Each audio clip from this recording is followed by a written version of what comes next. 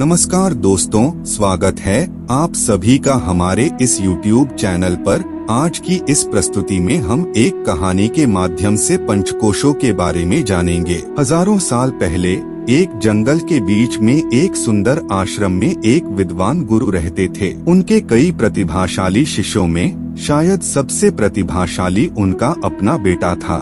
हालांकि गुरु ने उन पर कोई विशेष उपकार नहीं दिखाया। एक दिन वह लड़का आदर पूर्वक अपने स्वामी के पास पहुंचा। जब उन्हें एक प्रश्न पूछने की अनुमति दी गई, तो उन्होंने श्रद्धा पूर्वक पूछा, भगवान क्या है? गुरु ने उत्तर दिया, भगवान भोजन है। तब वह चुप था। लड़के ने इसका सही अनुमान लगाया और इसका मतलब यह हुआ कि उसे न केवल भोजन का अध्ययन करना चाहिए, बल्कि यह भी जानना चाहिए कि भोजन क्या बनाता है। वह जैसे जैसे उनका अवलोकन गहराता गया, वर्षों बीत गए और अंत में उन्होंने निष्कर्ष निकाला कि भोजन या अन्नमय कोश द्वारा पोषित भौतिक शरीर से अधिक शक्तिशाली कुछ है। एक बार फिर वह अपने गुरु के पास गया और पूछा, भगवान क्या है? भगवान प्राण है। इस बार ऋषि ने उत्तर दिया। लड़के ने इस बार प्राण के गहन अध्ययन में डुबकी लगाई। प्राणायाम और संबंधित विषयों के माध्यम से जीवन शक्ति ऊर्जा को नियंत्रित करने की तकनीकों में महारत हासिल की।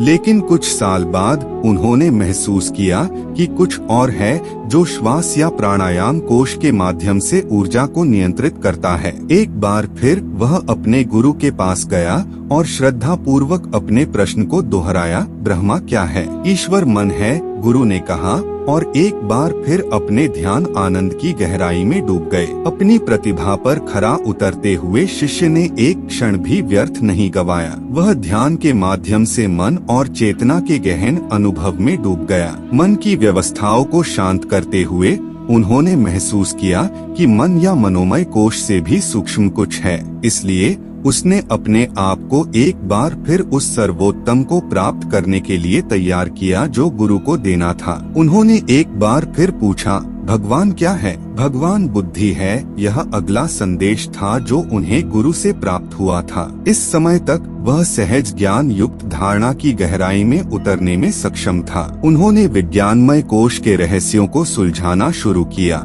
जो सदियों से भारतीय आध्यात्मिक ज्ञान का आधार है। लेकिन अभी एक और कदम उठाना बाकी था और एक बार फिर उसने अपने गुरु से पूछा, इस बार सच्चे साधक के विश्वास के साथ, ईश्वर क्या है? एक संतुष्ट मुस्कान और अनंत प्रेम के साथ गुरु ने उत्तर दिया, ईश्वर आनंद है। जब पका हुआ साधक आनंदमय कोश में विलीन हो गया जो आनंद का अनुभव देता है, वह उसमें पूरी तरह घुल गया। दिव्य अनुभूति का परमानंद उनका अस्तित्व बन गया और वे प्रबुद्ध हो गए। आध्यात्मिक मार्ग एक अनुभवात्मक मार्ग है, सूक्ष्म और सुंदर, शुष्क सिद्धांतों और बयानबाजी के विपरीत। तो दोस्तों, आपको आज की ये प्रस्तुति कैसी लगी? कमेंट सेक्शन में जरूर बताइए और हमारे इस YouTube चैनल को सब्सक्राइब जरूर करिए। मिलते हैं किसी अगली वीडियो में। धन्यवाद। आपका दिन शुभ हो।